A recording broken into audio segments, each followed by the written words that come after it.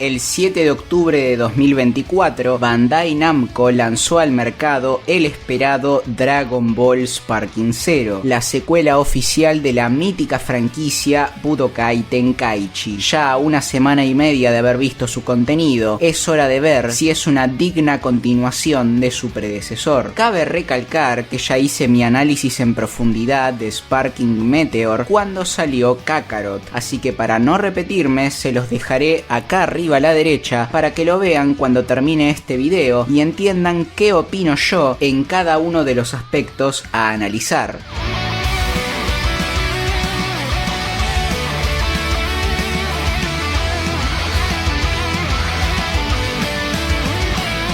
El modo historia se divide en 7 campañas protagonizadas por un luchador distinto, parecido a lo visto en Budokai 3, reviviendo los sucesos de Dragon Ball Z y Super con escenarios alternativos según los requisitos que se pidan. Si tomamos de ejemplo la de Goku, la vertiente original se obtiene al no poder acabar con Raditz. Caso opuesto, se desbloquea una ruta en la que Kakaroto esquiva el Macanco Sapó, por ende nunca murió ni fue a entrenar con Kaiosama, y eso derivó en que se transforme en Super Saiyajin para evitar que Vegeta Osaru aplaste a Krillin. Y eso no es todo, hay otra al elegir ir con la escuela Tortuga en vez de Piccolo, que gran parte de la narrativa toma en cuenta la totalidad de los guerreros Z y culmina con Freezer derrotado en una alianza temporal entre el príncipe y ellos, que es espectacular. Evidentemente, estos son solo 2 ejemplos de los muchos que hay,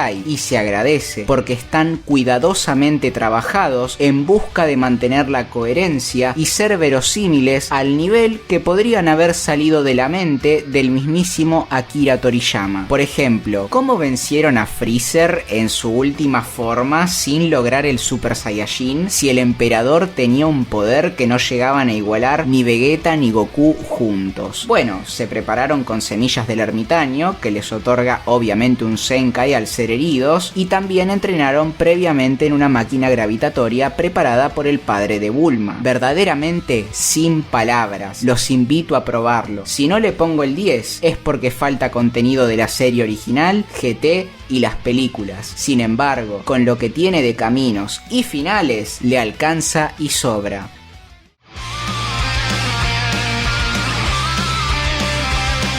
Acá empiezan los problemas. Tenemos 3 tipos de cinemáticas. La primera, que son literalmente fotos con animaciones de vez en cuando al estilo presentación de PowerPoint a medida que se nos van detallando los hechos, que es feísimo. La segunda, que ya es un poco más inmersiva, puesto que contiene diálogos y se desarrolla en el lugar del enfrentamiento. Y la tercera, realizada con captura de movimiento y posibilidad de visualización en primera persona. Realmente se queda muy corto en mi opinión. Entiendo y soy consciente que los Sparking tampoco eran una locura en este aspecto, pero pasaron 17 años. Me parece que es un desacierto que se quede así, porque como ocurre con Kakarot, que por momentos parecen 2 juegos distintos, en este caso parece una tomada de pelo. Me ilusioné al ver que el menú principal estaba calcado tal cual del Naruto Ultimate Ninja Storm 4 y esperaba que las cinemáticas fueran similares. Lamentablemente no se dio, y el ejemplo por excelencia es el Torneo del Poder, en donde literalmente gran parte de los momentos dramáticos, como la aparición del Ultra Instinto o el sacrificio de 17, son lisa y llanamente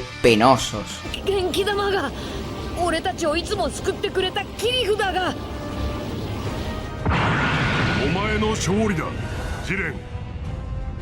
Goku, Son Goku. 来るぞ。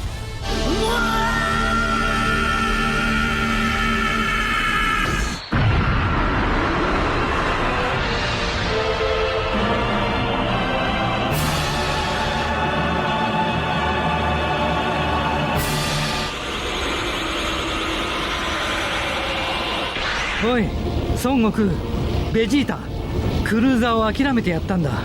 感謝しろよ。まあ少しは休めただろう。誰かのために自分を犠牲にする。はあ！おい、孫悟空、ベジータ、クルーザーを諦めてやったんだ。しろよ。まあ少しは休めただろう。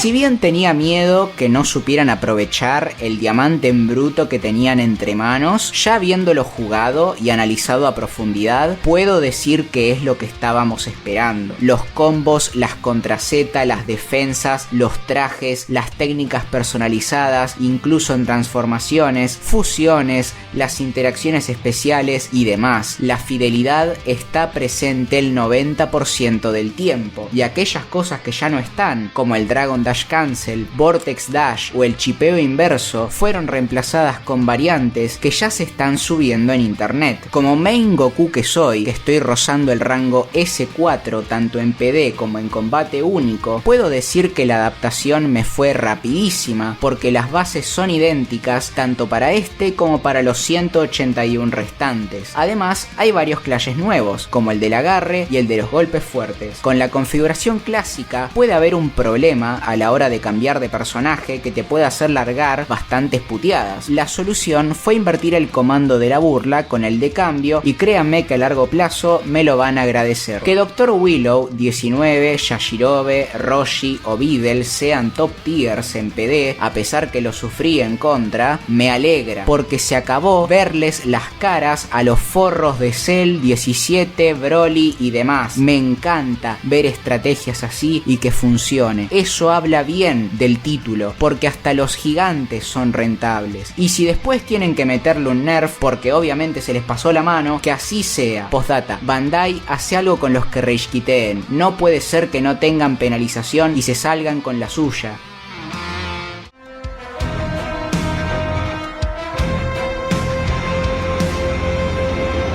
Estuve viendo diferentes publicaciones de gente quejándose por la dificultad, así que estaba emocionado por ver qué tal. Y me decepcioné. Esto fue lo que pasó mientras grababa la saga Saiyajin el 8 de octubre de 2024, es decir, menos de 24 horas de su estreno.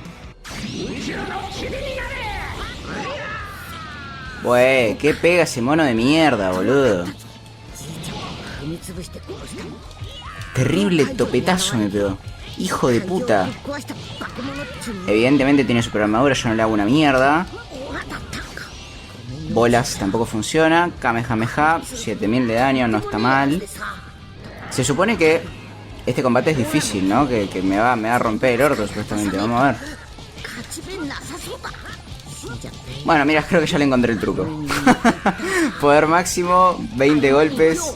No sé por qué se cae, porque en teoría en el Tenkaichi 3 podés hacerlo infinitamente, ¿no? Pero bueno. A ver.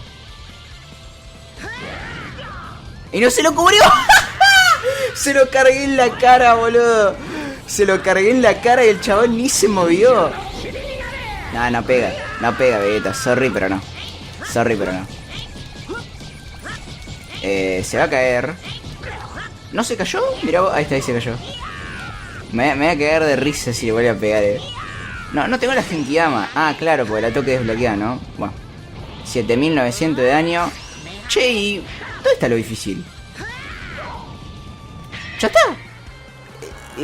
No entiendo. Bueno, qué sé yo. Esto era difícil. Con la CPU en general me pasa que, pese a que no pierdo una pelea, no puedo contestarle la contra Z post Vanishing Attack, no importa qué haga, mientras que con jugadores normales puedo sin ningún tipo de problema. Desconozco si es a propósito, no obstante es muy molesto. Fuera de eso, la inteligencia artificial hace algún que otro combo copado e irónicamente me sorprendió en medio de un what if por esto. Esquivado, vení chupapijas, bueno, contra Z no importa porque la gano yo. Y ya estás muerto porque... No. ¿Qué? ¿Qué sacó? ¿Qué sacó? ¡99.000! Pero anda a cagar, ¿cómo que...? Encima fue de la nada. Totalmente de la nada, qué mentira. Ese fue mi único game over, y creo que si tienen un rango similar al mío, les debe pasar lo mismo. El reto definitivamente está contra personas reales.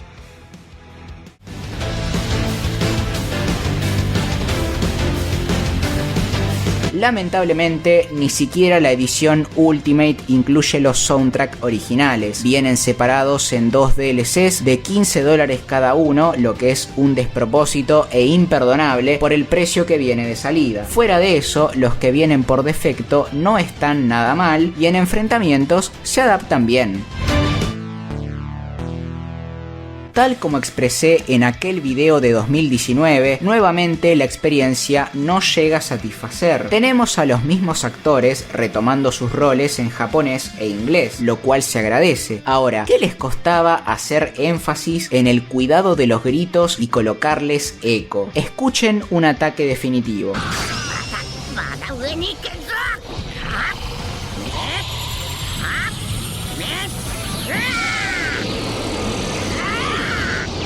Comparémoslo con el anime.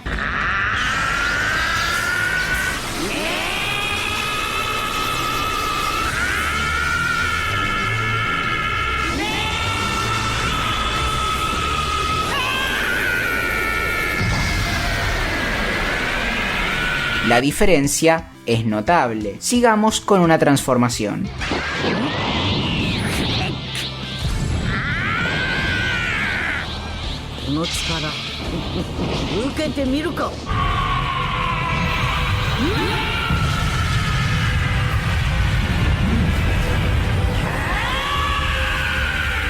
Y ya sé lo que me van a decir, es que Masako Nozawa ya no puede hacerlo como antes, que está vieja, y es falso. Es mi actriz de voz favorita, el japonés es mi doblaje preferido, y miren cómo lo hizo en Super Hero.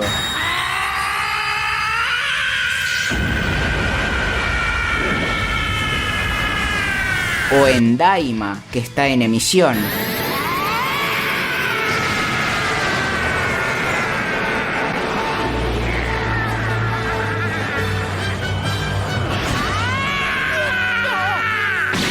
Es un detalle mínimo al que no le prestan demasiada atención e irónicamente es una de las cosas que más caracteriza a Dragon Ball, por lo que uno esperaría que en un videojuego que se jacta por captar la esencia de la franquicia a la perfección, de ninguna manera se les va a pasar por alto. Con el inglés es todavía peor, si no me creen...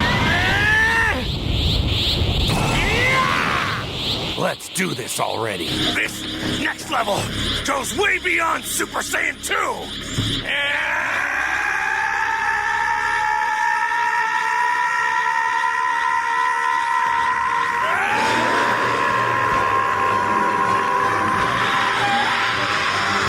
Y por si les parece que no quedaría bien, acá tienen una muestra con el doblaje latino, que está sacado directamente del material original y se escucha como debería ser en cualquier otro caso.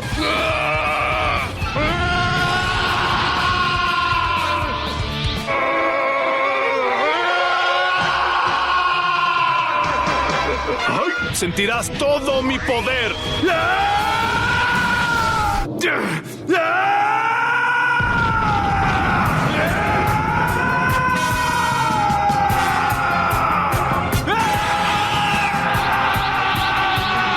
Repito, yo no tengo predilección por el latino, de hecho me gusta más el japonés, pero los gritos extensos y el eco son dos cosas fundamentales que no pueden faltar, sin importar de qué doblaje hablemos. Ojalá que en futuras entregas vuelva, para así poder alcanzar la excelencia. Por lo demás, no tengo quejas. ¿Es Dragon Ball Sparking Zero lo que esperábamos los fans y superó a Budokai Tenkaichi 3? Bajo mi opinión, sí.